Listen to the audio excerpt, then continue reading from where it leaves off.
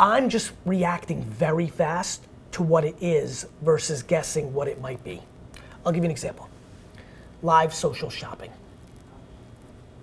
So I believe that you and everybody in this room and behind the camera will pay attention to live social shopping next year in a big way. I believe this year was the year of AI. A couple years ago was the big year of crypto. I believe the buzzword in pop culture and in business will be live social shopping next year. That is TikTok Shop, that is Whatnot, that is eBay Live, that is people on their apps buying things on social media like it's QVC. Yeah. Are you familiar with this trend yet? This is the first time hearing about it. So, yeah. Thank you. I feel like I'm ahead of the curve now. Great. So this is what's fascinating to me, especially when I think about you. Like all of us, we're so fragmented now. There's so much going on. Yeah. Of course, many people could know something very deeply about something and nothing about something else. What I try to do is take a step back and say, what will everybody be affected by? Or as many people as possible. And let me pay attention to that. Live social shopping will matter because I literally believe every retail business in America will be affected by this trend. I think of it like cloud kitchens. Cloud kitchens haven't fully taken off, but I don't know if you all know this. Some of the stuff you're buying on Postmates or DoorDash isn't a physical restaurant. It's underneath in a building. I think retail is about to convert into QVC in a very big way. So a thing that a lot of people don't know is still today, as you and I sit here, QVC and HSN are doing billions in revenue. There's billions of dollars of stuff being bought in America on QVC and Home Shopping Network. Wow. And as you know this, because you're in the media, we're just trying to figure out like what TV's gonna look like. Yeah. That's like the oldest school of TV, like that. When I say that to people, they're like, what? And then they look it up, they're like, how is this possible? I couldn't implore all of you more to go look at what's going on TikTok Shop. I was in this room actually, a couple days ago, last week. TikTok had an event here for 100 people that are doing live shopping at scale, making hundreds of thousands and millions of dollars a year in selling live on TikTok. Wow. Hundreds in here. They knew everything. As a matter of fact, I was yelling right up there to all of them, like, please understand you're in your moment. You have to go hard right now because the masses don't know yet. And in 3 years, everyone's gonna know. And you're gonna be sad that you didn't go hard right now because this is your moment to land grab. It's like buying up real estate. Yeah. Like if you know Malibu's gonna be Malibu and you're just sitting there and the beachfront property is available for cheap, you were sad that you only bought one house instead of 3. I think of attention the way I think about real estate. Mm-hmm. If you know, you need to go all in. So they knew, they're already doing it. So I think live social shopping is gonna be a big deal. I believe if you look at what's going on in China, have you seen the video of the woman in China? She probably saw the headline. She made $8 million in like 2 seconds. Did you guys see that? Like, I didn't. So in China, live social shopping has already happened. So here's my point of what I'm trying to say. There's tens and hundreds of millions of dollars worth of live shopping happening right now. Mm-hmm. I also know that a lot of people don't know that. It's in that perfect spot. This is what I look for always. It's happened. So there'll be no chance of you using this video and be like, ha, Gary, you were so wrong. It's happened. Yeah. But it hasn't happened in a way that 95% knows yet. In fact, only 5% does. And so that's why I tend not to be surprised, because I didn't want social shopping to happen. Mm-hmm. I've known about it for a long time because I pay attention to what goes on in China and social. But when it happened, I was prepared for it to happen, and then I knew that this now required me to spend 50 hours of really being deep so I could be the strategist of the Death Star and implore it on everything, and I think social shopping is gonna be a monster. So today, actually, someone sent me a new Google AI program where you can upload an article, yes, and it turns it into however long podcast you want it to become. Yes. And that was so wild because it was such an impressive, interesting podcast that I enjoyed listening to. Yes. I'm sure you're familiar with that. That just struck me, though, as the most recent example of how AI could essentially replace so many creators. What is your take on that? The podcaster that would replace also replaced a drive time radio host or a midday TV host. The midday TV host and the radio host potentially replaced the network TV personality because cable came along and that became, you go further back, there was no television. And when television came along, that replaced the radio man or the print. And so like these things ebb and flow. Like at the end of the day, someone still wrote that article. Yeah. So the way my brain goes is, that just sounds like actually the people that were sad 10 years ago, you know, the people that wrote articles because they were getting replaced by podcaster. It just sounded like the person that writes articles is now back in the game. This is the thing with AI. It's kind of like the tractor. When the tractor came out, there was a lot of conversation in society many, many years ago that this was bad because 83% of people in the world worked on farms. What people didn't understand was the tractor was going to allow people to do bigger and better things. This hysteria at worst, or curiosity at best, of what is this going to mean? Is this bad? Are people going to be replaced? The answer is yes-ish. You know, don't forget, somebody that feels like they're about to get replaced by AI to make creative works in Photoshop. The people that got good at Photoshop replaced the people that used to draw on paper. But the person that drew on paper was allowed to learn Photoshop. And so this concept that robots are going to replace everyone here, that also could be in play. But the current state of what AI tools are being built and what they're going to do is they're going to rejigger the field much more than they're just going to outright replace everyone. Everyone's going to be looking at each other and we have a major problem. Could there be certain things? Of course there can. When Amazon innovated, that really hurt local bookstore owners. Yeah. You know, when Uber came along, that changed the game for people that own medallions in New York City, right? There will be certain things that happen that are really a big deal. But that's just the ebb and flow of everything. I mean, when supermarkets came along, they disrupted local markets in Main Street. And then you had Walmart come and disrupt the Kmarts and the ShopRites. Like, stuff's always changing. Creative destruction, yeah. It's what humans do. It's how the game is played. The real question is, are you gonna grab a surfboard and ride this wave? Or are you gonna put your head in the sand and let the wave kill you? And so I think it's pretty amazing because I think people are much more capable than they sometimes think of themselves. And I hope people see the AI thing as an opportunity versus the end. So what is the surfboard in this scenario? How do you ride the AI wave as a creator or as anyone? By creating your own AI libraries, by using the products to be more efficient. Like today, there are people right this second as we're filming this who are being paid as a designer. And they're being paid in their normal rate, and the client on the other side is accustomed to them needing 4 hours to make something. And they're paying them that way. That person is capable as a creator to actually learn and use AI and get it done in 7 minutes, and then, you know, get the same fee for at least now until the market adjusts. Yeah. And then spend 3 hours and 53 minutes with, you know, their family.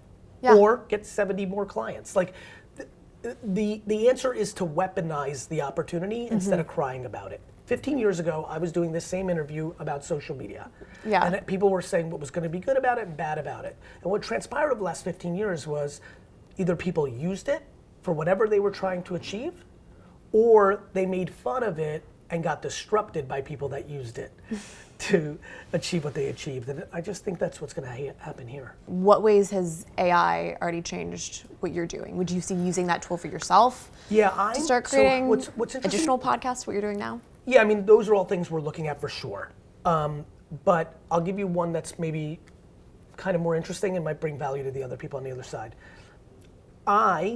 To a lot of people, seem like I'm always talking because I do a lot of stuff like this and I make a lot of content. You can't post a video where you're just silent either, so. Though, by the way, silent content does extremely well on TikTok. Yeah. The most followed person on TikTok in the world doesn't talk.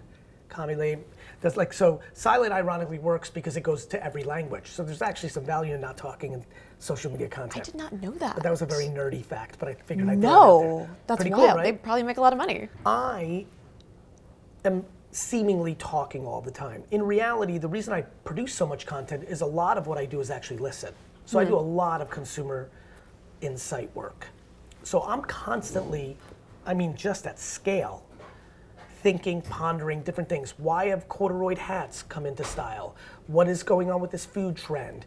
Politics, sport, literally I'm just curious why. You know, Why are hats being worn more than they were 10 years ago, but then you go back 20 years, it was hoodies. Again, food trends, movies. Why is the Rabbi show on Netflix doing so well? Like, what's the deeper meaning of that relationship? Like, why? So I have, for the last 15 years, spent a lot of time reading Twitter, reading social, and using Google. AI is saving me a ton of time of thinking. My co-pilot in thinking now is ChatGPT, Perplexity. I can ask much more distinct questions, prompt engineering, off the election the other day. It would have taken me longer to figure out when's the last time we've gone back to back with 4 years, not involving Nixon Ford. But it took me a second in asking it directly to ChatGPT back in the late 1800s with Cleveland, and all that. Yep. That would have taken me 4 minutes, I think, on Google. That's a wildly big deal to have something that I really needed to know used to take me 4 minutes, that took me 15 seconds. That adds up a bunch of times. That's just information. Search can do that. What search doesn't do as well as what AI will do in this scenario is when I go very detailed of, here's an example. Hey ChatGPT, every parent right now is freaking about the phone because they don't like their kids don't make eye contact. I am aware that the kaleidoscope had that same issue in the late 1800s. Can you give me the articles or the information that changed the trend where people realized that is literally something I did? Wow. That is not something I can do in Google search to get me something good. Yeah. So currently the way AI has changed my life is it is now my co-pilot. It is my partner in my strategy anthropology work. And I'm even sharper and more effective with clearer data and faster than I was a year ago. That's pretty compelling. Cool, right? I'm inspired. It's I'm cool, inspired. right? Totally. No, For but it's you just especially, interesting. it's monstrous. Yeah. Like you could literally on election night, you're doing your thing. Literally during commercial break, I don't know, without Amazon, it could be, I don't know how the stream was, but you literally could be like, what's the historical reference? That is wild. It's like a research assistant that you would normally That's have better to. than the best research kids right now. That like whoever the 25 best research kids that came out of the best schools, and they are the ones. They can't beat you saying, these are just insanely deep questions. Give me a historical reference when Iowa went Republican by more than you can't do that. I love weeks potentially yes, to I'm in the figure out wine that business in my information. family. Like Sancerre's exploding on the back of rosé. When's the last time that white wine and rosé had these are questions you can't ask anyone. And it's popping out. Like in the late 1940s in London, the Grenache rosés got hot that led to Bordeaux white. Like it's insane. And it's just starting. Right. Like a lot of times I just said a bunch of nerdy stuff. Sometimes it doesn't deliver. Because you could see how what I'm doing, just for everybody behind camera and everybody on camera, I'm doing prompt engineering. Yep. If you go back 20 years ago, 25 years ago, there's a lot of kids in the room right now, but brother, remember when we had to learn how to use a search engine? Yeah. Like I didn't know. Like when I first saw a search engine, my only context before was the yellow pages and the Encyclopedia Britannica. Yeah. Okay, I am curious. Go ahead. I want to ask you this. NFTs, Yes. crypto, Yes. it does feel like there are these waves and people get really exuberant about it.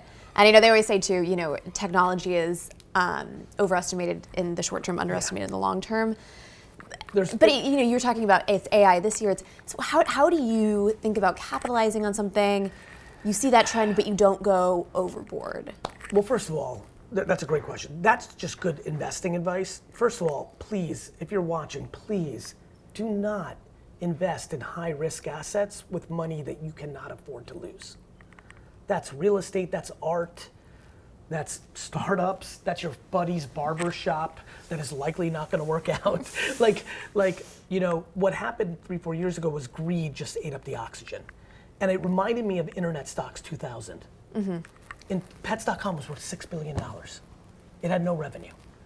But they were right, the internet was gonna be big. In the height of NFT summer, I made videos that were 99% of these things are going to zero. Yeah. But people didn't want to hear it because they were in euphoria. Now, Bitcoin sits in a place by its own. Mm-hmm. Bitcoin is literally out there as a potential monetary thing that we have not seen since the American dollar. It's wild. Like, since gold. Like, if enough people tip and believe in it, it's just because it becomes. It's how the world works with money. You just have to look at history. The way things get value is everyone agrees. Bitcoin sits over here by itself. NFTs are non-fungible tokens. They're contracts that you can't fuck with. They can't burn down in a building. They can't disappear off the face of the earth if a country disappeared. So the blockchain's incredible, and NFTs are incredible. The NFTs that everybody knows were only about collectibles and art. That's only 1% of it. And just like collectibles, 99% of sports cards are worthless. Michael Jordan's rookie card is worth a lot. So people were just confused. It was COVID, there was greed, there was a lot of muckery. But look, I think the blockchain, let me take it up a level. Forget about crypto, the blockchain. A decentralized server. These are servers that not a company like Facebook and Google, or even a country like America, Russia, or China can control. It becomes a ledger. When you buy a house, you get a deed. The ledger, this is a ledger that is built on technology that nobody can fuck with. It is a profound technology. It's just early. Okay. And so I think when we look back in 30 years, we'll laugh about and cry and judge around all the different behaviors. But I think the blockchain is profound. And I think currency on it is seemingly one of the early use cases. I do think assets, digital assets, will also find their way there. But when people were like, Gary, this is so stupid, like that's money? Like I want to have my money. And I was like, where's your money? I'm like, where's your money right now? And this is why people don't study history enough. A great thing you can ask your ChatGPT is, tell me the history of the credit card. Because I promise you, these credit cards, I'll pull one out for fun. These credit cards were super not accepted in 1964. When I said that's my money in 1964, everybody laughed at me. And every alpha dude was like, I'm never gonna give the fucking government access to my information. I need my cash. People don't get it. Technology is undefeated.